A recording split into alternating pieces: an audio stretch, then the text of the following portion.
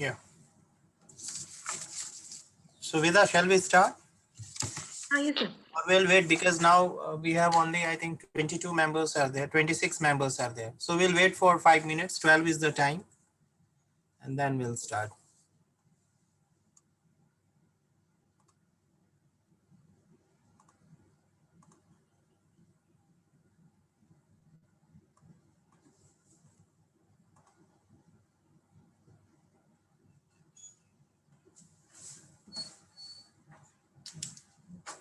Well, 5 minutes.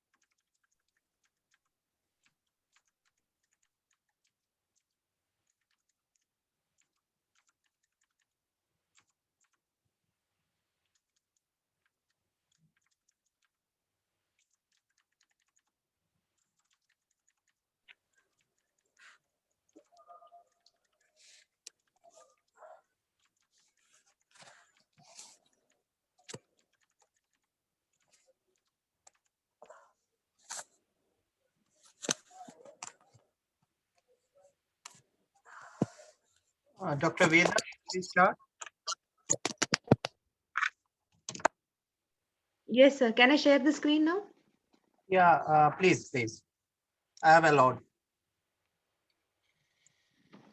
So once again, I welcome you all to this second session. I think with today morning, it was a wonderful talk by Dr. Veda Krishnan, and we all enjoyed. So now second session, we are going to have a virtual practical.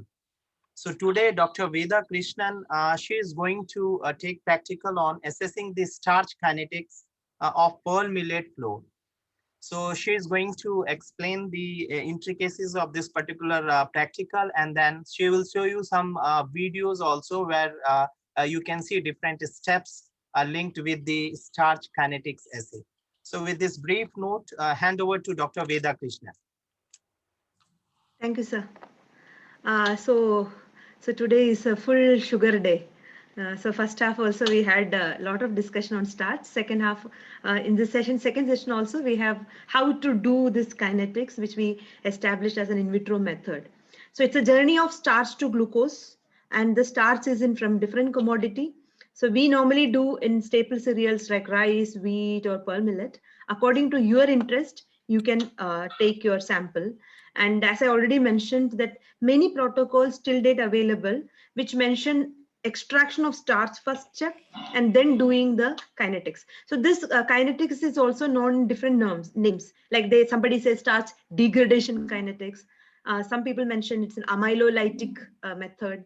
Okay, so all these says the same, that because the underpinning rule is converting your starch into glucose, because the estimation finally you are doing in the form of glucose, and we are trying to extrapolate this into a glycemic index of a food or a glycemic response that is happening in our body, which we already discussed. It is a different ball game, at a different ball game, but still we are trying, because when we have to do a high throughput screening of varieties for this trait, or when we have to do n number of samples, we cannot go for an in vivo model or a human cohort for a study.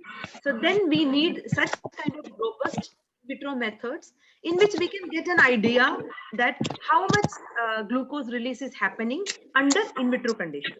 Okay, so let's start this. I will just briefly explain, because we are working on rice and pearl millet. So what is happening? First, whenever you do this kind of digestibility or mimicking method, the first thing is you have to take your sample in the most edible form, because you are trying to translate. Don't use rough rice or don't use uncooked material as a starting sample, because you are not going to consume it in an uncooked form.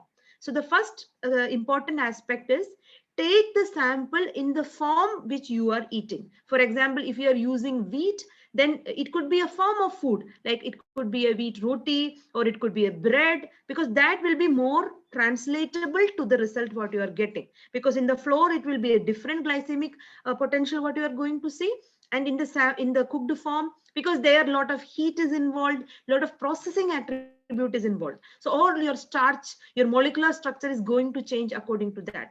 Okay, so we normally use two different terms here. One is gelatinization. Gelatinization is whenever there is a higher temperature is involved, because as you can see here, your raw starch under different temperature, what is happening when it's heat. So first thing is moisture is involved.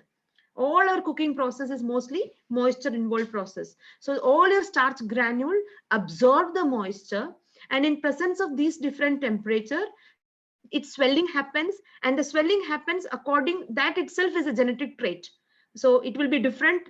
The granule swelling rate will be different for different cereals or different sources. So it will swell, and after a particular temperature, it will burst.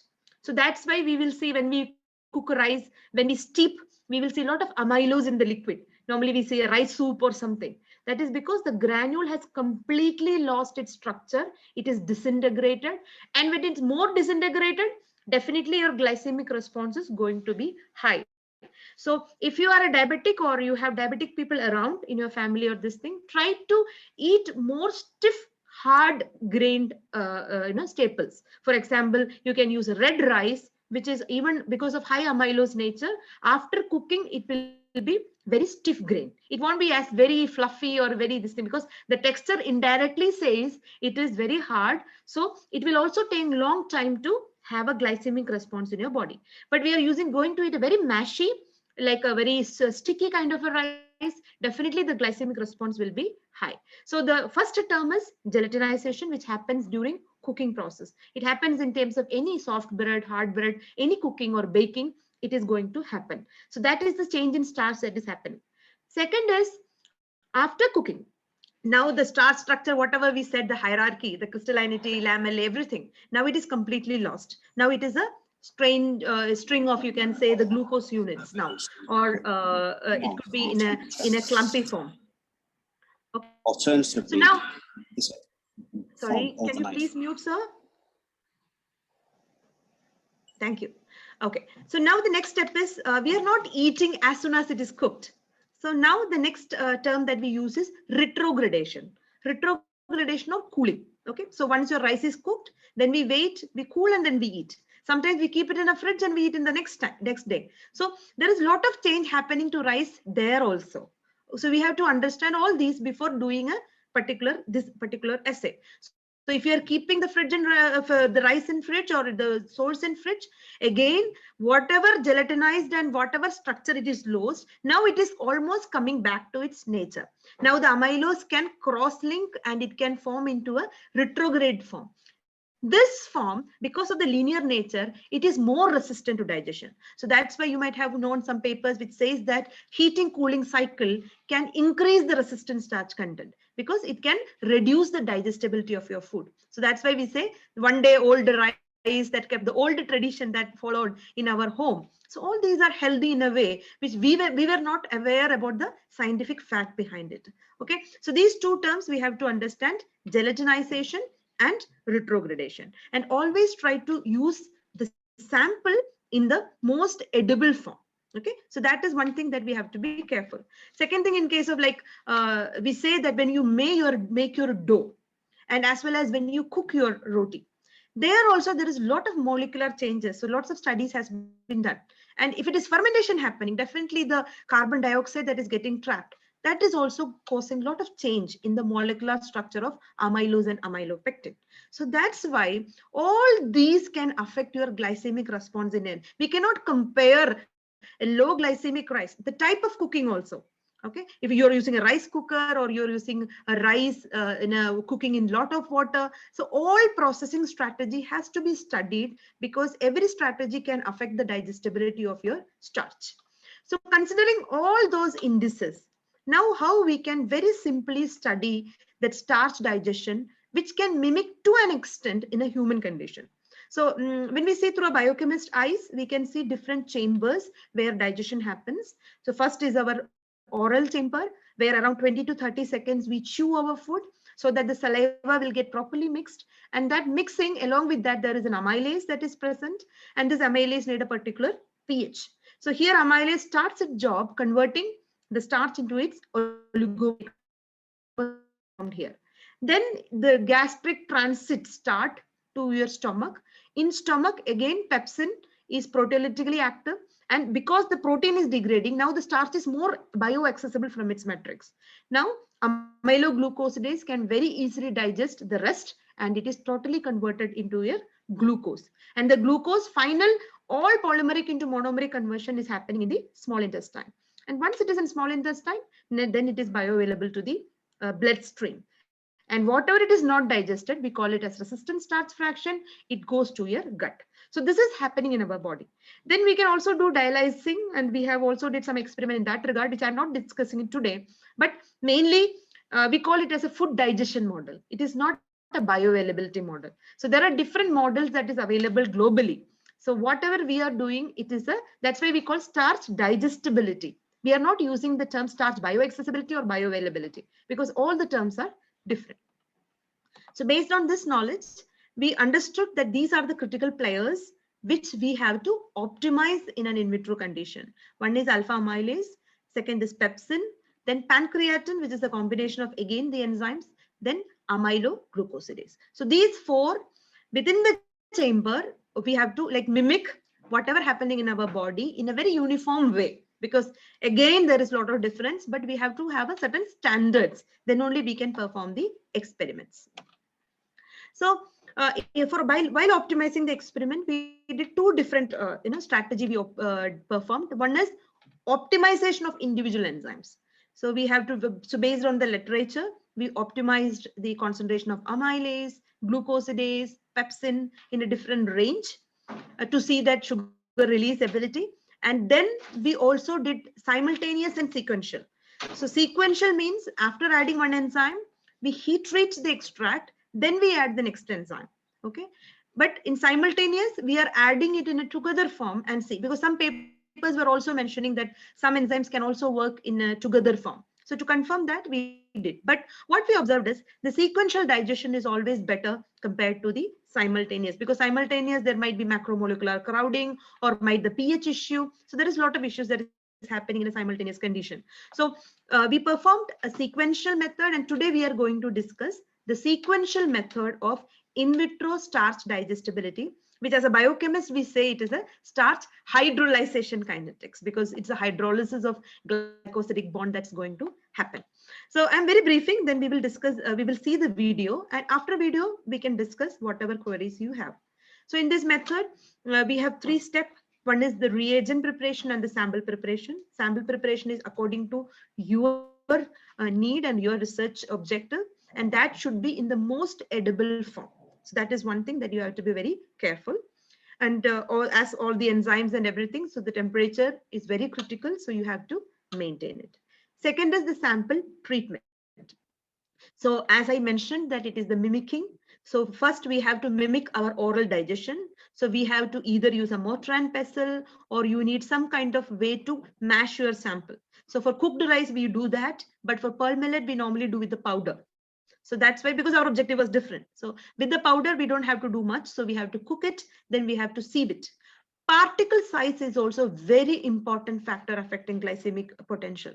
So if your matrix is not common, means not uniform, okay, homogeneous, then when some has a 5 micron, some has 7 micron, come to 15 micron. So then optimizing a protocol in that manner is very difficult.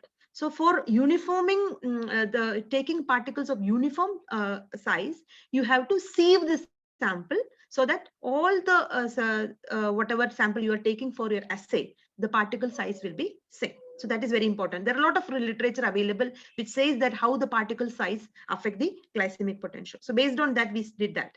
And after sieving the sample, we are sequentially digesting it.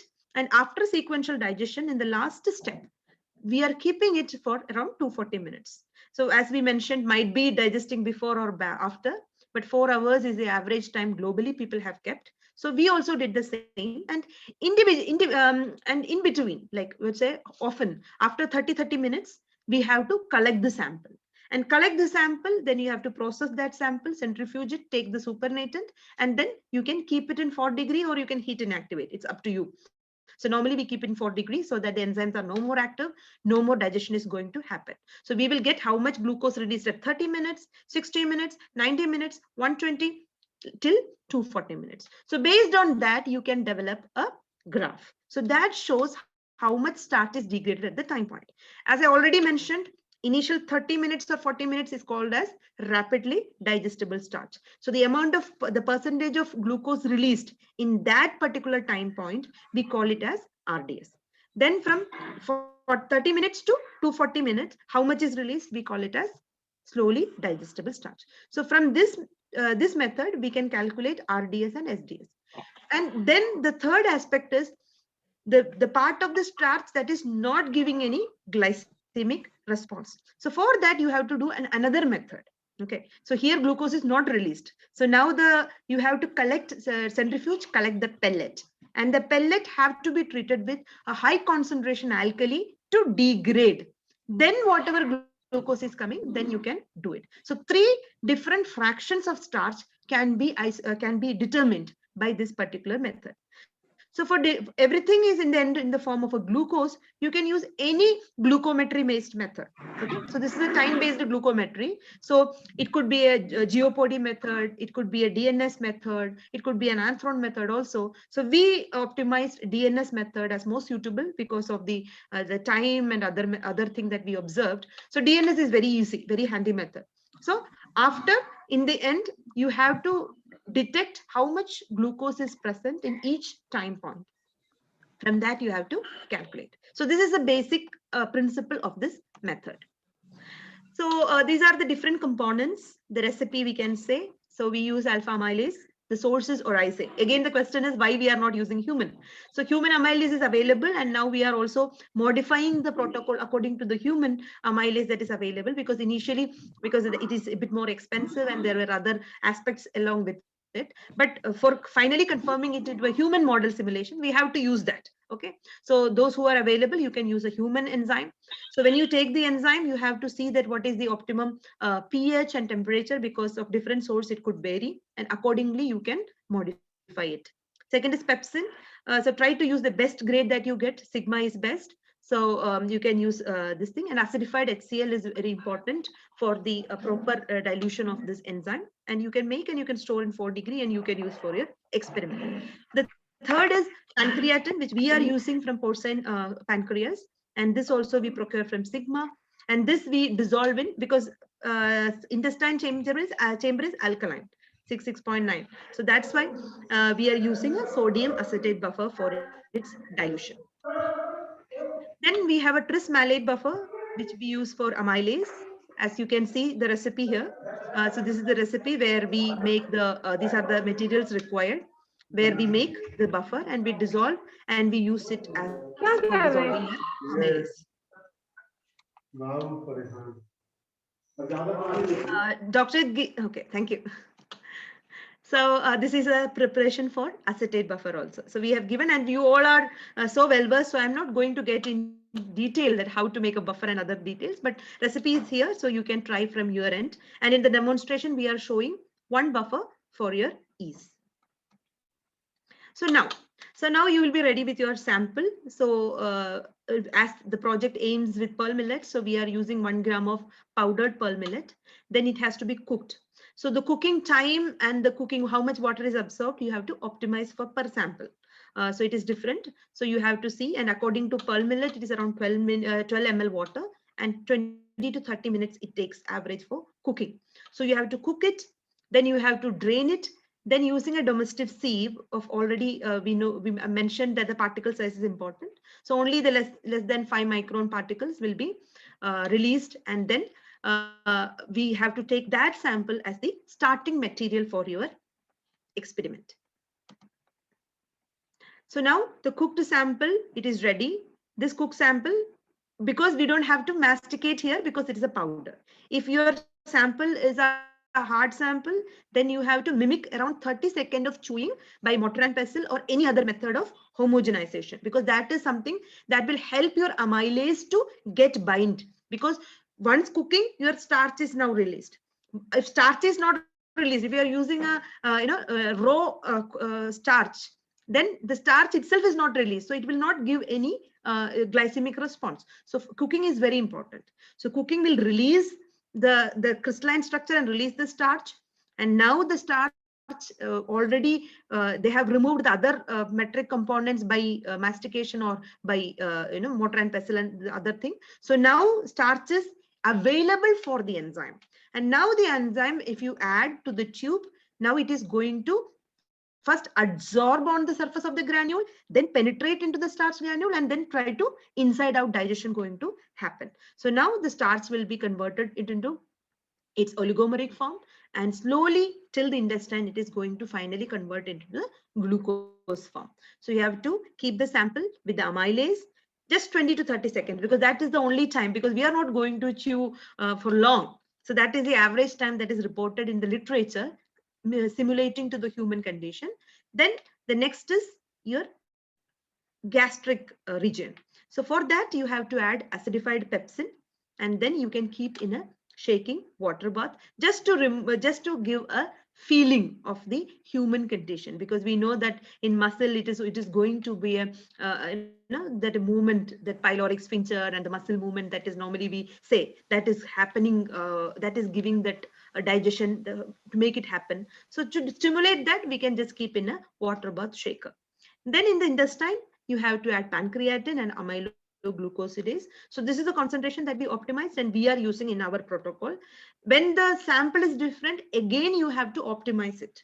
Okay, so that you have to do it. You can try with it, but according to the sample, the extraction yield is different. So according to the yield, you need to have optimize the concentration of your enzyme. So every 30 minutes from the shaker, you have to collect the sample. Then you have to keep it in 4° or heat inactivate, so that more enzymes, the enzymes are not going to be active, and then you can do your analysis of glucose estimation. So the final estimation of the sample, this is by DNS method. So we know that dinitrosilicic acid, so it's a reducing agent, so it's oxidized, and by itself it gets reduced DNSA to ANSA. So that conversion gives a color change, which we normally detect, and the gradation of the color proportional to the concentration of the glucose. So based on that, at 520 nanometer, you can measure and you can get a OD value, and then based on the OD value, you can calculate how much glucose is present. So here you might be taking an aliquot, a small fraction. You might be taking 10 microliter. So how much glucose is present in 10 microliter, and your total extract might be 25 ml. So you have to calculate how much glucose is in 25 ml. This 25 ml came from per gram sample. So that much is your per gram glucose. Then finally you have to convert it into per 100 gram. So then you can say gram per 100 gram as percentage of glucose release. If you have to convert it into starch, again you can multiply by 0.9, which is the starch conversion rate, and then you can say that this much 40% starch is digested at this particular time point, 60% at this time point. So accordingly you can calculate. So now we will start the demonstration. Before that, if there is any doubt, we can first have a discussion on that, and then I will show the demonstration video.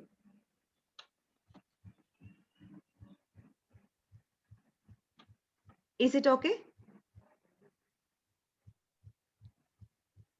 Any doubt?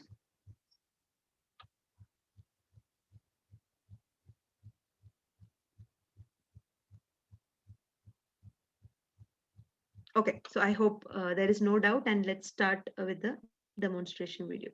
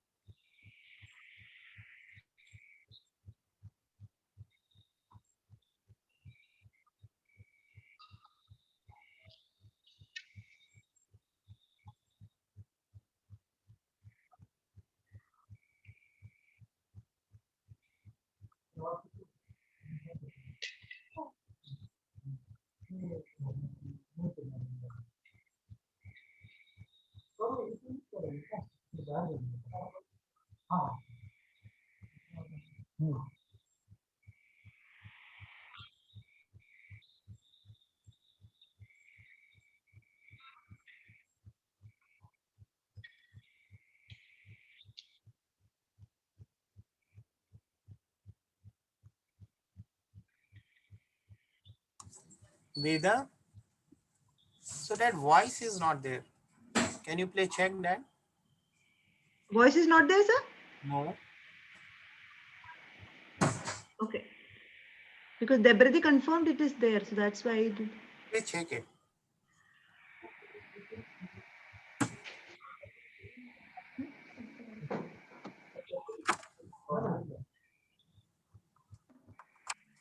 Just a minute, sir. Yeah, please.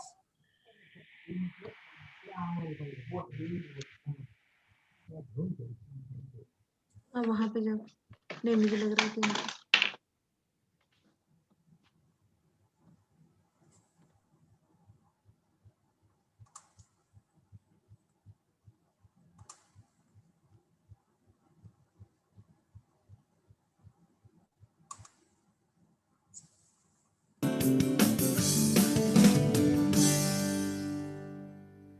what about now, sir?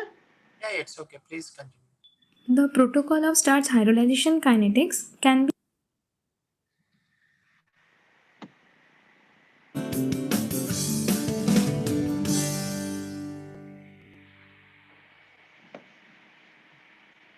The protocol of starch hydrolyzation kinetics can be split into three main steps like reagent and sample preparation, sample treatment and procedure, and final estimation of samples.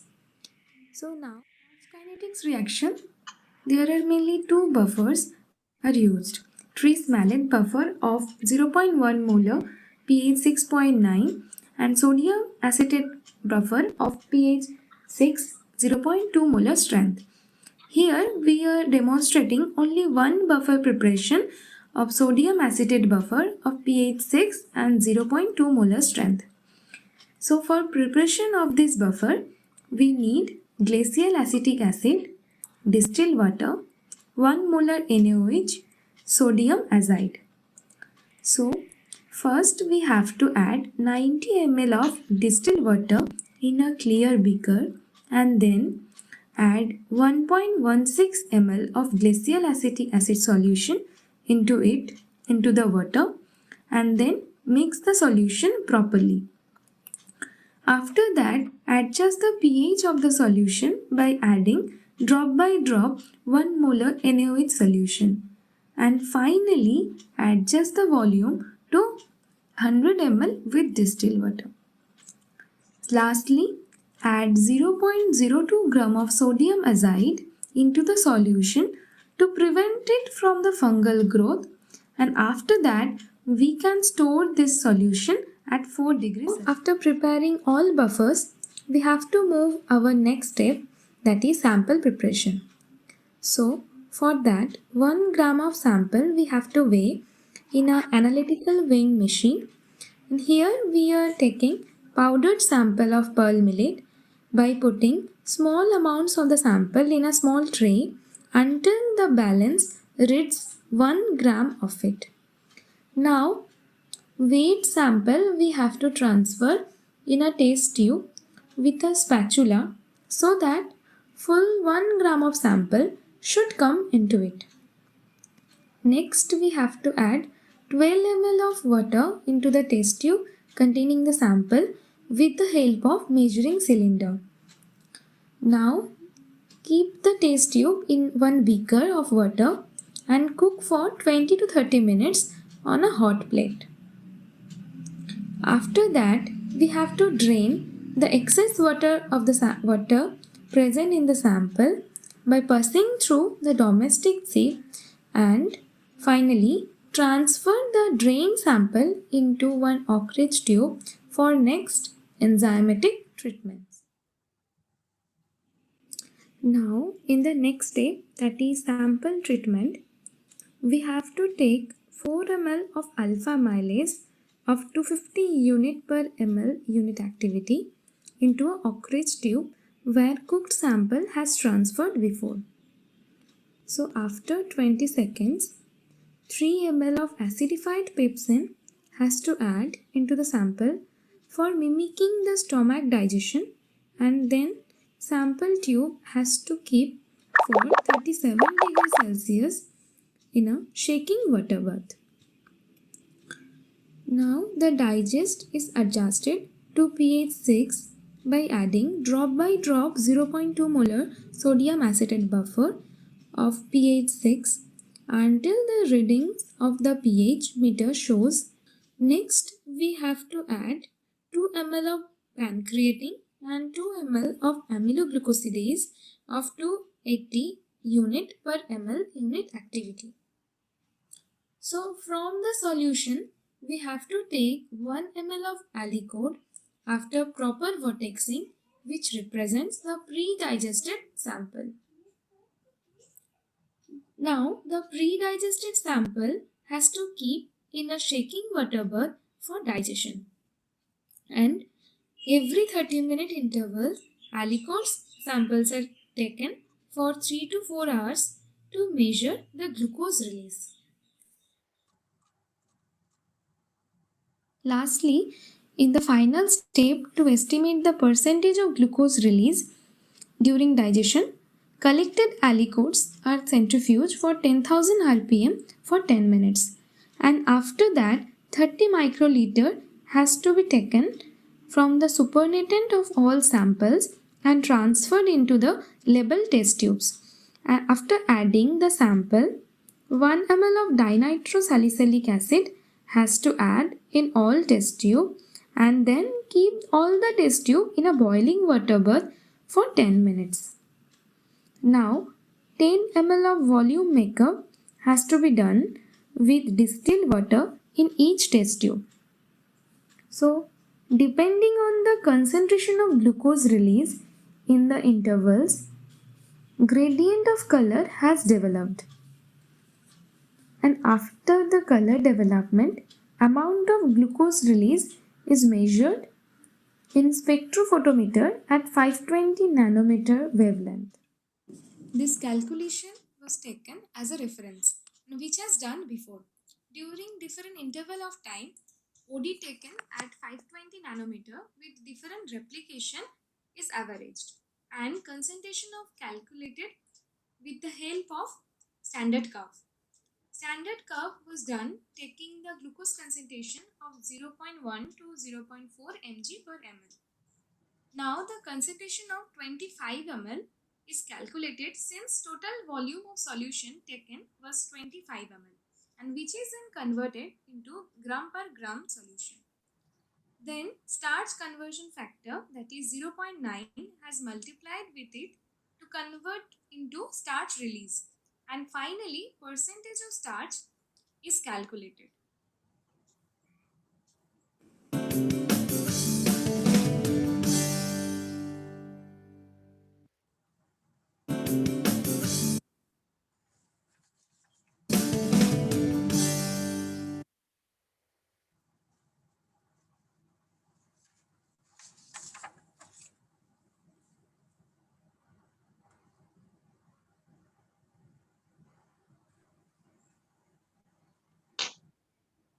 Any doubt in the procedures? I know it's a quick demonstration because the whole procedure will take almost a day for the experiment part and analysis next day. So it's a 2-day protocol. So we have to somehow club it in that form so that it can be visible to you. And we have showed a snapshot of it. And in case, and all the details also explained in detail, and the recipe is also given so that you can try in your samples, and definitely you are now a part of IARA. So in case if you have any doubt, you can get back to us. So I hope by then this practical of starch hydrolyzation kinetic is over. Any doubt we can discuss? Yeah. Yes, sir. No, actually let participants to ask question if they have any queries. Yes, sure, please. Yeah, otherwise you can leave your queries on the chat box and then maybe later on Veda, she will respond. Sure. I will do that. Okay, so I think, thank you, Ma'am, Veda. I have one query. Yeah, please. Yeah, it's like when we are estimating the starch, are you going to prepare a standard curve for the estimation, or the same total starch of the sample it will be taken and percentages are determined? No, total, we are not using starch as a control. We only use glucose as a control. So we are using the standard curve glucose. All calculation is based on glucose, and later the 0.9 conversion is did, and then we convert into starch. So we are not taking starch at all as any control, only glucose. Okay. So I think no more queries. So you all panelists will agree that how much effort they have given in preparing this slides with a voice note, especially Debrati. So she is a Yeah, student. please, everything. Debrati, can you please switch on your video? Yeah, video. Sure, sure. I can't see you. Yes. Yeah, yes. so she is a student of Veda, and very nicely you have prepared this. Everything was clearly mentioned, and then it was showed on the slides. Thank you, Thank you, Debrati. sir.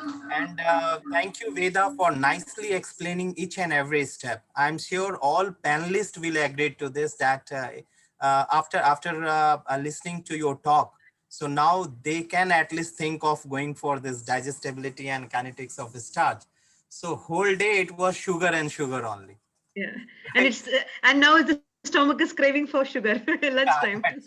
So Yeah. thank you both of you, Debrati and Veda. It was a sweet day, sugar day. Yeah, sure. So thank you both of you for nicely convening this today's session. So with this, I think we are at the end of our today's program. Let me briefly explain you about tomorrow's session. So tomorrow we have a talk by Dr. Monica Jolly.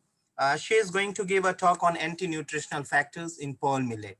And then subsequently we'll have a practical also where virtually we are going to show you how to estimate the phytate content in powder. So that is tomorrow's planning. So with this brief note, and if you don't have any queries, so now I think it's time to say bye. Again, tomorrow we'll meet at 9:30 or 10. We don't have a group photo in the end? If you wish, we can. Yeah. So, Yes. yeah, so I request all panelists, please switch on your video. Let's have a group photo. And just give me 1 minute. Sorry, it's not attendance. Just I want to have a snap with you all. Just 1 minute.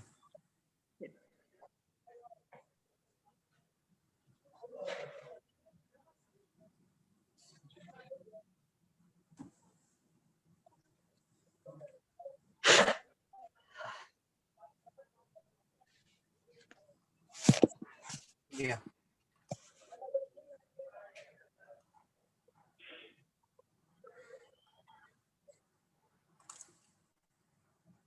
So now I'm going to take first shot.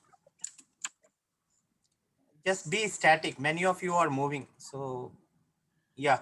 Ready? 1, 2, 3. One more.